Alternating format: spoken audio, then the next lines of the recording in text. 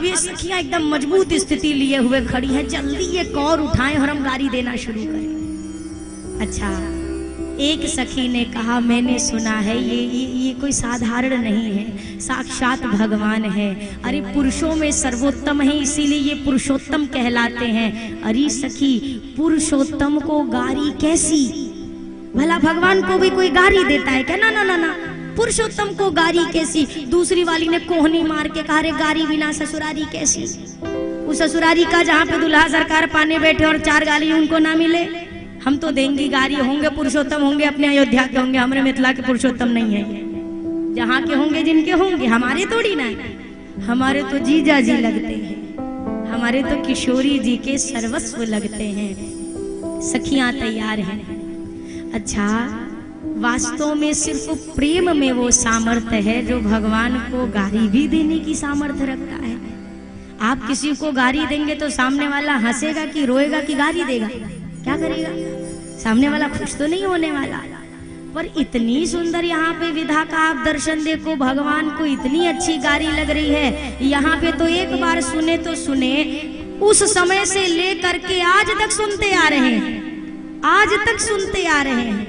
मैं कई बार कथाओं में जिक्र कर चुकी हूँ कि अयोध्या धाम में जब इनको 56 भोग लगता है सरकार को, तो अयोध्या वाले को गाली देंगे नहीं, तो उसके लिए किया क्या जाता है, हमारे अयोध्या में जो मिथिला पक्ष के लोग रहते हैं उनको निमंत्रण दे के बुलाया जाता है कि आप आओ और आप गरिया दो, आपका तो अधिकार है, हमारा तो नहीं। गारी भी, और किसकी गारी सुनते हैं? शिशुपाल ने भी दी थी, उसने तो केवल 100 ही दी थी और भगवान ने सुदर्शन निकाल लिया। यहाँ पे तो त्रेता से लेके कलयुग तक रोज गारी सुनते आ रहे हैं, आज तक सुदर्शन नहीं निकाला।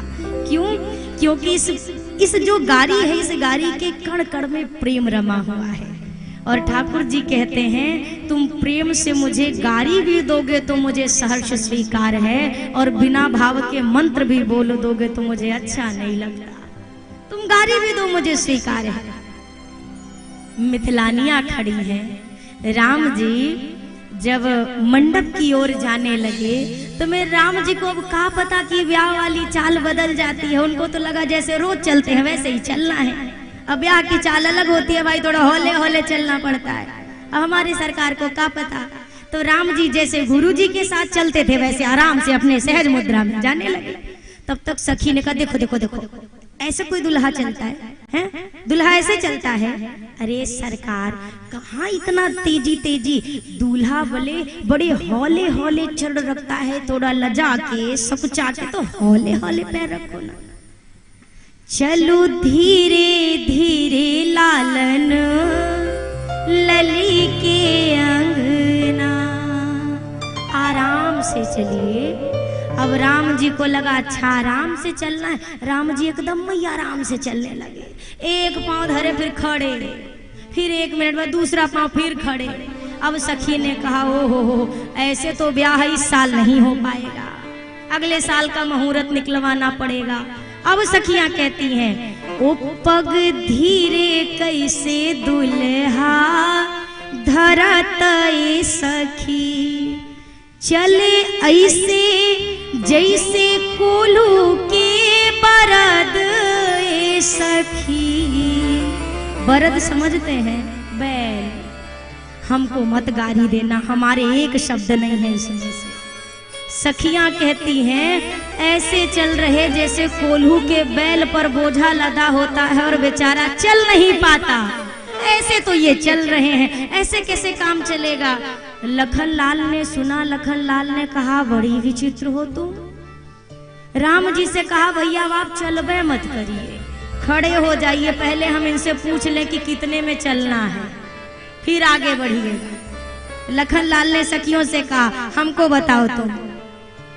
बोले लखन सुनोरी आली और बड़ी यहाँ की रीत निराली, अरे कही विधि चले कि परे न गाली, जो भी चाल चलो सब ही में अरे देती दोष बताए, जिनकी माया वश जग नाचे उनको सखियां रही नचाए। लखनलाल ने कहा कैसे चलना है, एक बार हमको चल के बताओ, फिर हम भैया को चल के बताएंगे। भैया तेज चले तो तुम्हें समस्या, ये धीरे चले तो तुम्हें समस्या, ये कोई बात है? पहले बुला लिया और अब गारी दे रही हो, घर आए मेहमान को कोई गारी देता है? सखी ने कहा मेहमान? कौन से मेहमान? बोला हम मेहमान, और कौन मेहमान? अच्छा आप मेहमान हैं, और क्या? पहले बुलाया और अब गारी दे रही हो। सखियां जोर से हंसी ठठाके, सब की सब। लखनलाल ने कहा क्यों हंस रही हो? बोला हम आपकी बात सुन के हंस रहे, जो आपने अभी अभी बोला ना कि हमने बुलाया, जरा अपने भैया से पूछिए कि किसने बुलाया था। पूछो पूछो पूछो पूछो, कौन सी पत्रिका हमारे मिथिला से गई थी इनके पास, जरा पूछिए तो। अब लखनलाल ने राम जी से कहा भैया भैया मान सम्मान की बात है, एक बार झूठ बोल देने से कुछ नहीं बिगड़ेगा, सामने हंसी मजाक का माहौल है, सारी सरहज है, गुरुजी नहीं है, एक बार कह दो निमंत्रण गया था, लाज बच जाएगी। राम जी से कहा बोल दो गई थी पत्रिका। अब राम जी हमारे जीवन में जिन्होंने मजाक में भी असत्य भाषण नहीं किया, अब सखियां कही आपस में गुपचुप ना करिए, हमको बताइए क्या बातें हो रही हैं, बताओ सरकार पत्रिका गई थी? अब राम जी सखियों की ओर देखे, बोले नहीं गई थी। लखनलाल ने कहा क्या कहा भैया, पत्रिका गई थी ना? तो राम जी नहीं गई थी। सखियों ने क्या कह रहे, नहीं गई थी। और लखनलाल का नहीं गई थी। सखियां कह रहे गई थी कि नहीं गई थी? राम जी ने कहा गई थी गुरुजी के पास, नहीं गई थी हमरे पास। लखनलाल ने कहा वाह, इनका मुकदमा कौन लड़ेगा जो अपने लिए गवाही नहीं दे सकता है, हम कब तक इनका पक्ष लेंगे। फिर भी लखनलाल ने बात संभाली। लखनलाल ने कहा चलो मान लिया निमंत्रण नहीं गया तो नहीं गया, फिर भी जो काम 10,000 राजा मिलके ना कर सके वो मेरे भैया ने किया। सखियों ने कहा किया नहीं, ये आपकी दूसरी गलत फहमी। आपके भैया ने कहा किया, कुछ नहीं किया। बोला तो धनुष कैसे टूटा? भैया ने तोड़ा ना। सखियों ने कहा ओहो, आपको अभी भी पता नहीं है कि हुआ क्या था। अपने भैया से पूछिए कि धनुष तोड़ने के ठीक पहले इन्होंने किसकी ओर देखा था। अब राम जी से लखनलाल पूछे कहाँ देखा था? अब राम जी कुछ बोले ना। सखियों ने कहा हम बताते हैं इन्होंने कहाँ देखा था। सियहि बिलो की तकेओ धनु कैसे, इन्होंने धनुष तोड़ने के पहले शक्ति स्वरूपा हमारी किशोरी जी की ओर देखा था। लखनलाल ने कहा उससे क्या हुआ? बोला उससे हुआ ये कि जब आपके भैया धनुष के पास गए तो आपके भैया भी बाकी राजाओं की तरह घबरा चुके थे। हे भगवान, जो बड़े बड़े से नहीं हुआ हमसे कैसे होगा, इन्होंने भेज दिया जबरदस्ती। तो इसीलिए आपके भैया ने बड़ी दैन्यता से हमारी किशोरी जी की ओर देखा कि हे लली जो अब आप कृपा करो तो मान सम्मान बच जाएगा। तो हमारी किशोरी जी ने अपनी शक्ति का एक अंश आपके भैया को प्रदान किया और उसी शक्ति के कारण आपके भैया से धनुष उठा है, नहीं तो इनके बस की बात थी। जो हम देखे थे फुलवारी में, बात तो मती करी, फूल तो इनसे उतारा नहीं जा रहा था, ये धनुष उठाने आए। अब लखनलाल मौन। सखियों ने कहा तो अब मान लिया ना आपने, कोई ऐसा बड़ा काम आपके भैया ने किया नहीं है। लखनलाल ने कहा अच्छा ऐसी बात है तो ये बताओ, अगर मेरे भैया ने धनुष नहीं तोड़ा तो फिर आपकी किशोरी जी ने हमरे भैया को जयमाला काहे पहनाई? अब बताइए। तब तक सखियों ने कहा एक बात बताओ सरकार, जीत सर उठा के स्वीकार की जाती है कि झुका के? बोला नहीं, जीत तो सर उठा के स्वीकार की जाती है, हार सर झुका के, है ना। सखियों ने कहा तो अपने भैया से पूछिए कि जयमाला के समय इनका सर ऊपर था कि नीचे। अब लखनलाल फिर चक्कर में पड़े। लखनलाल ने कहा मना तो कर रहे थे, हमारी सुनबे नहीं किया, झुका लिए। सखियों ने कहा केवल शब्द का फेर है सरकार, आप जिसे जयमाला कहते हैं उसे हम हार कहती हैं, और आपके भैया ने हार स्वीकार की थी, इसीलिए आपके भैया कहीं से जीते बीते नहीं है। वो तो हमारी किशोरी जी का शुक्र मनाइए। करिया का लूटा दुल्हा को कोई लग रखता अपने यहाँ, कहाँ ये और कहाँ हमारी किशोरी जी। हमारी मिथिला में, खासकर मैथिल क्षेत्र में एक बड़ा सुंदर पद गाती है। समझ में ना आए तो भी थोड़ी बुद्धि पर जोर दीजिएगा, आ जाएगा, बड़ा सरल है। सखियां कहती हैं कहाँ ये, अरे उबटन ना लगवलीन कर बहन महतरिया है। समझ में आ गया ना, कितना तो सरल है भाई। अरे उबटन ना लगवलीन कर बहन महतरिया है। कौशल के नाम हसवलिन रही के फूहरिया है।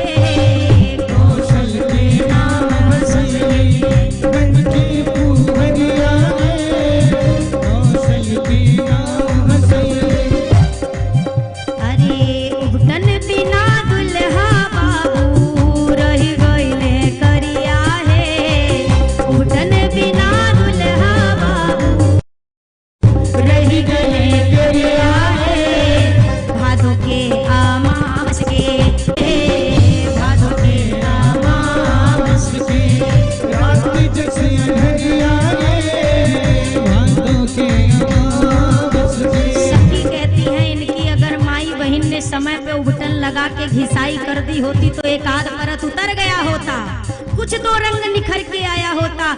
ऐसे ही भेज दिया काला कलूटा दूल्हा। अब हम क्या करें? तो एक ने कहा अब जैसा भी हो टेढ़ा है पर क्या कर सकते हैं, भले करिया हो गोरा है तो अपने कहाँ भेज देंगे दूसरे के यहाँ, क्या कर। लेकिन चिंता मत करो, ई करिया है तो का हुआ, हमारी किशोरी जी तो पूनम की रात है ना। हमारे किशोरी सियाजू जनक के दुलरिया है। हमारे किशोरी सियाजू जनक के दुलरिया है। और दुल्हा के गोर बनई है बैठते कगरिया है। दुल्हा के गोर बनी है बैठते कगरिया है। दुल्हा के गोर बनी है। दुल्हा के गोर बनी है। दुल्हा के गोर बनी है। सखी ने कहा अरे अब ये काले हैं तो है, लेकिन हमारे किशोरी सियाजू जनक के दुलरिया है। हमारी किशोरी जी इतनी उज्जवल है कि जैसे ये करिया दुल्हा के बगल हमारी गोरी सियाजू बैठेंगी तो हमारी गोरी सियाजू की परछाई मात्र से इनके रंग में कुछ तो फर्क आ ही जाएगा। दुल्हा के गोर बनई है बैठते कगरिया है। बगल में बैठेंगी तो परछाई भी पड़ जाएगी तो इनमें फर्क आ जाएगा। चिंता मत करो, लखनलाल चाह के कुछ नहीं कर सकते। जो लखनलाल परशुराम जी के सामने डट के रह गए वो मिथिलानियों के सामने हार गए। मिथिलानियां कहती देखो सरकार अब ज्यादा हमसे ना बुलवाओ, जो कर रहे हैं करने। लखनलाल जब चारों भैया बैठे ना दूल्हा वेश में तो लखनलाल ने शत्रुघ्न जी से और भरत जी से कहा सतर्क रहना, ये बहुत खतरनाक है, बस देखने में सुंदर और भोली भाली। शत्रुघ्न भैया ने कहा हाँ भैया क्यों, ऐसा तो नहीं लगता, देखने में तो बड़ी सीधी है। बोला हाँ सीधी उतना ही है जितनी जलेबी, बहुत सीधी है, इनकी सीधाई तो हम देखते आ रहे हैं ना, तुम तो कल के आए हो, तुमको क्या पता। सतर्क रहना। अब ये सखियां, अच्छा मिथिलापुर वासी आज भी जो बड़े हैं वयोवृद्ध हैं वो किशोरी जी को अपनी बिटिया मानते हैं, जो युवक हैं वो किशोरी जी को अपनी बहन मानते हैं। अब किशोरी जी बहन लगी तो राम जी का हो गए जीजा, और ये लोग राम जी के क्या बन गए, सार बन गए ना। मिथिला वासियों से अयोध्या वासियों की जब मुलाकात हुई उन्होंने कहा हाँ, तुम्हें दुनिया में और कोनो रिश्ता नहीं मिला था, तुम्हें सारे ही बनना था, और कुछ बन जाते। मिथिला वासियों ने कहा सुनो, या पूरे संसार में राम नाम एक सार, और हमारी समता को करे हम सारों के सार। दुनिया का सार राम है और राम जी के सार हम हैं, तो हमसे बड़ा भाग्यशाली कौन है बताओ। तदोपरांत परोसा गया। अच्छा ये सखियां खूब तैयारी से हैं, ये वाली गाड़ी देंगी, ये वाली ये वाली ये वाली, सबकी डायरी मेंटेन है। इतने में हुआ क्या, अब चूंकि मेरे रघुनंदन के मुख के आगे मोर की लड़ियां लटक रही हैं, भोजन पाना है तो लड़ियां हटानी होंगी। मोर की लर को कुंडल के पीछे किया गया। अब ऐसे लगा जैसे चांद में बादल में छिपा हुआ चंदा एकाएक उभर कर सामने आ जाए और प्रकाश फैल जाए। जैसे मोर की लर हटी, ठाकुर जी का वह सुंदर मुखार बिंद सबके समक्ष आया। जितनी सखियां खड़ी थी मुंह के मुंह खोले खड़ी। अब भोजन जब परोसा गया, पाने की बारी है।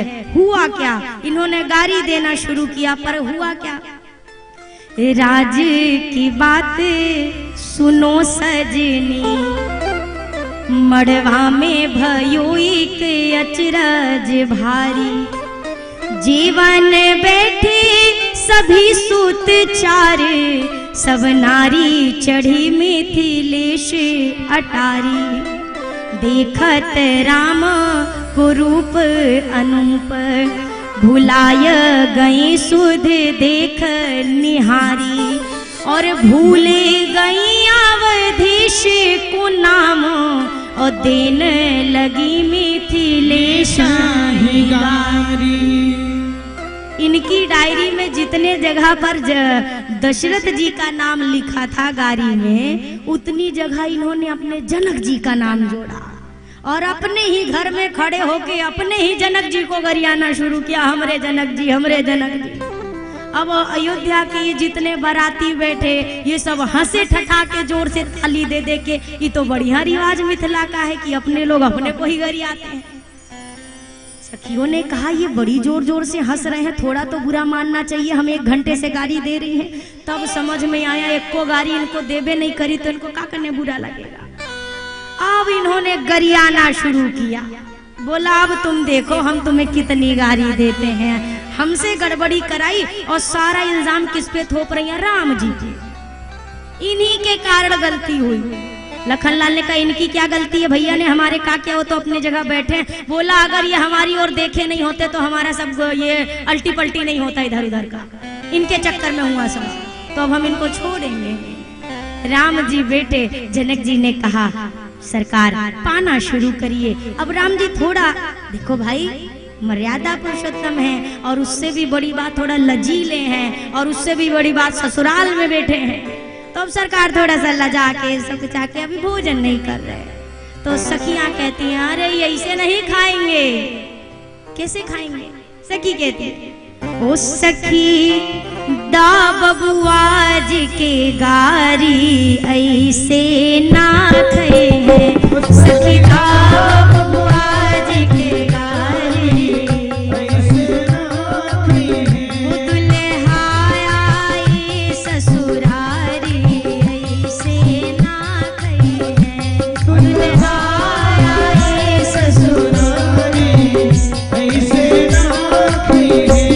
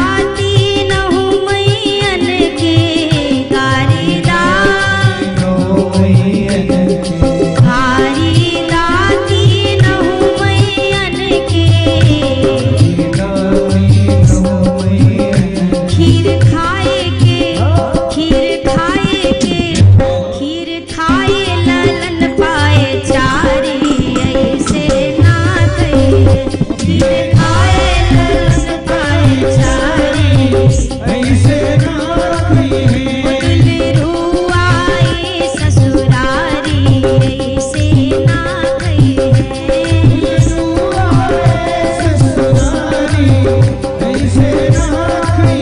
सतिया कहती हैं अरे जितना गारी दो कम, किसको नहीं गारी दी, गुरुजी तक को नहीं छोड़ा। गुरुजी को गारी, शांता बहन को गारी, तीनों मैया को गारी, दशरथ जी को गारी, सारे बरातियों को गारी। एक ने कहा सबको छोड़ो, अभी तो सारा फोकस समधी जी पे करो।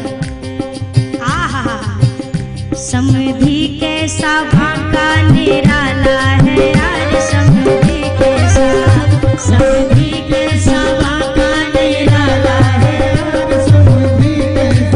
ओ समधी कैसा भाका निराला है यार, समधी कैसा, समधी कैसा भाका निराला है,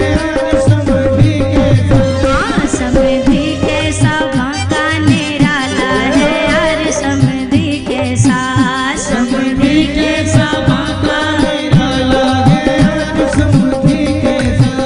अजी आगे से देखो तो चांद सा चमके, आगे से देखो तो चांद सा चमके, अरे आगे से देखो तो चांद सा चमके, आगे से देखो तो चांद सा चमके, अरे पीछे से, अजी पीछे से, अरे पीछे से देखो तो काला है यार, समधी कैसा, अरे पीछे से देखो तो काला है यार, समधी कैसा, ओ समधी कैसा बांका निराला है यार, समधी कैसा,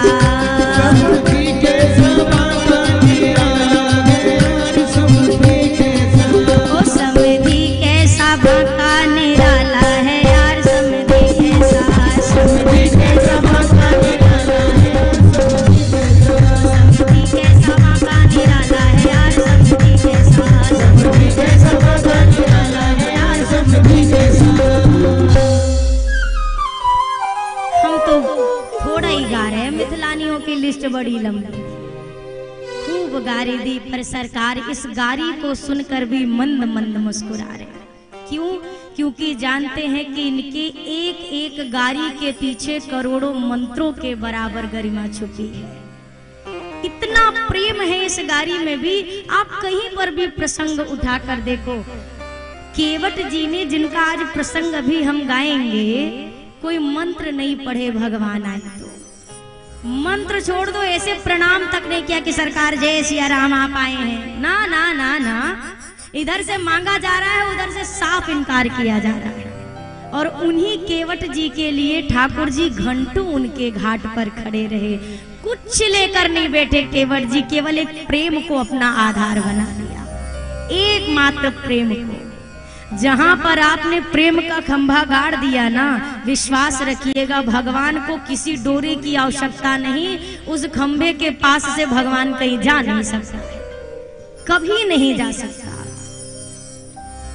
मिथिला के परम सौभाग्य की बात कहूं तो किशोरी जी की कृपा को बार बार धन्यवाद देते हैं कि हमारी किशोरी जी की कृपा से हमें ऐसा मेहमान मिला। सिया के कृपा से पवलिन ऐसन मेहमान है, धनी धनी मिथिला के सुकृत महान है। इतना सुंदर मेहमान आज हमें मिला है, हमें क्या चाहिए। और मुझे लगता है भैया, भगवान को भगवान समझकर पूजा करें ये तो साधारण बात है। जिस दिन भगवान की खातिर मेहमान समझकर की जाने लगी ना, भगवान आपको साक्षात मिलकर गले लगाएगा। मेहमान की बड़ी अच्छी पहुनाई होती है ना।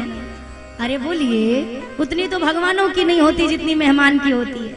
भगवान के लिए एक डिश बनता है, बनता भी नहीं, बना बनाया रेडीमेड आता है, जो घर के डब्बा में पैक रहता है, इलायची दाना मूंगफली, रेडीमेड भोजन। और मेहमान आए तो फिर तो पनीर लाओ बाजार से, पूड़ी बनाओ, खीर बनाओ, अरे यहाँ का सबसे सुप्रसिद्ध सुहारी बनाओ भैया। कौन आया है? मेहमान आए हैं, पहुना आए हैं। क्या ये भगवान मेहमान से खास नहीं है क्या? हाँ, जितना हमने खास मेहमान को समझा, ये मेहमान की तो आपको हर बार पहुनाई करनी है तो ये खुश रहेंगे। आप देखो, एक बार पहुनाई में कमी करिए, जीजा जी तोहरे द्वारे पे झांकने नहीं आएंगे दोबारा। भगवान की एक बार पहुनाई कर दो, वो जीवन भर आपका बन जाता है। एक बार की पहुनाई। मिथिला वासियों ने ऐसी पहुनाई करी कि अपना सर्वस्व अर्पण कर दिया सरकार।